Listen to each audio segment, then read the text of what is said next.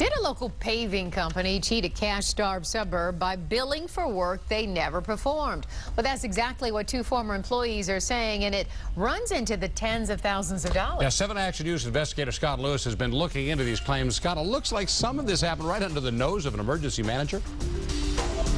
That's right, and nobody in the city was paying very close attention. These workers say their ex-employer had a contract with the city of Ecorse, but they were billing the city for paving jobs done elsewhere, essentially getting paid twice for the same job and cheating taxpayers in the process. Taking advantage of a poor city like that, it's just wrong. It makes me sick because I was there, and I guess you could say I was part of it. But I was doing a job that I was told to do. The two men in shadow are coming clean about a secret that's been haunting both of them. They say their former employee, ABC Paving, billed the city of Ecorse for street patching work that was never done. How often did this happen? It became a running joke in the company. Really? It happened almost weekly. It was truckload after truckload after truckload for days. Being billed to Ecorse. Exactly. They say it was easy for their company to get away with it because Ecorse never sent inspectors out while paving jobs were being done. There was no oversight at all on the streets, and it's really not typical. You go into a city and when you go out there and work and an inspector shows up. 7 Action News sent the emergency manager a Freedom of Information request for all records for work done by ABC Paving last year, including inspection reports.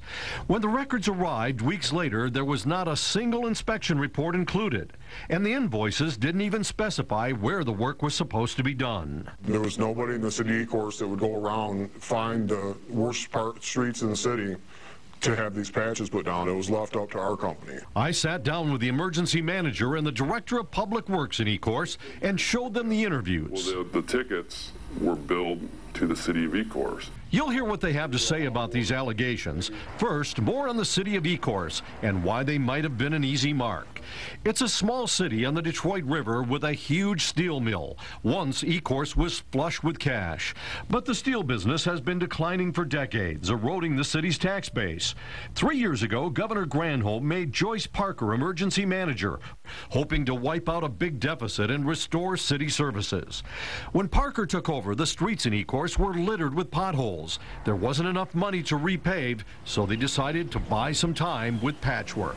It was to try to extend our street maintenance dollars as far as we could, get some patching done, the worst areas of the city, and stretch it as far as possible. Sadly, these workers say their company siphoned off some of those precious dollars, and they have some evidence to corroborate their story.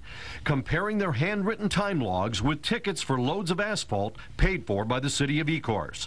They found 2 jobs that they say they are absolutely certain about. One was the parking lot at this Southfield car dealership last August 6th. Ecorse paid nearly $47,000 for labor and materials that day. It was a higher grade material than the city was using for pavement patching, but the same grade called for in the dealership specs. The tickets were billed to the city of Ecorse. You saw them? All of us did. All of us did. I mean, it was basically my job to go up to the truck driver and collect the tickets and put them in the clipboard. Then there was the parking lot at Marysville High School, 65 miles away from Ecorse, where workers say Ecorse also paid for materials and labor. So in Marysville, you saw the tickets?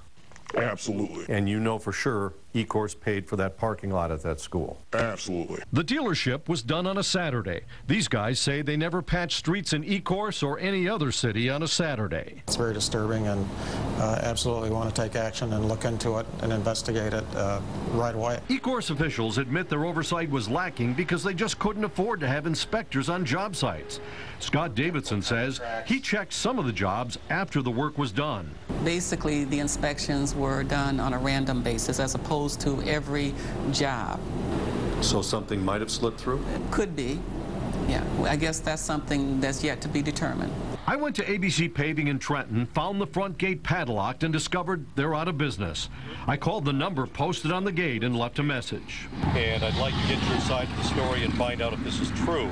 Later, I got a call from the company's attorney who told me they've been in business for 27 years and had never been accused of anything like this. He said they fell on hard times in 2010, wound up auctioning off all of their assets, and are now being sued by the bank that holds the bulk of their debt.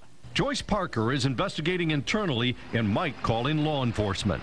We're going to take a look at it, request an investigation to find out if it is true that action is taken immediately. What if the authorities want to talk to you about this? Oh, they can come to my house, I'll make them coffee. I'd step right in. Yes, I would. I have nothing to hide. I'm not lying. It's not payback time. It's just the truth. The workers say this bogus billing went on for 2 years. Both men stayed with the company until it went out of business. They and others say they lost vacation pay and health coverage because ABC Paving withheld benefit money from their checks but never turned it over to the union. E-Course used state funds from the gasoline tax for paving, which means we all paid for it. I'm Scott Lewis, 7 Action News. All right, thanks a lot, Scott.